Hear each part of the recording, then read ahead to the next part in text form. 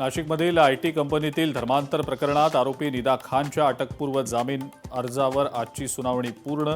पुढची सुनावणी 27 तारखेला.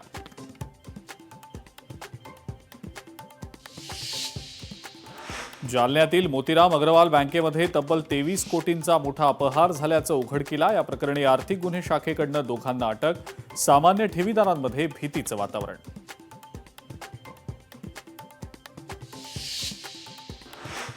राजस्थानमधल्या रिफायनरीला भीषण आग. पंतप्रधान मोदींच्या हस्ते उद्या होणार होतं उद्घाटन. आगीमुळे रिफायनरीचं मोठं नुकसान. उद्घाटन सोहळ्यावर अनिश्चिततेचं सावट.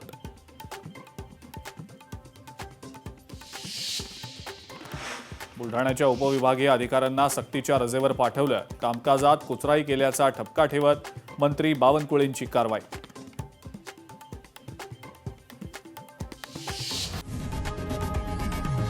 लोकशाही मराठी ऐका, पहा, जागरूक रहा.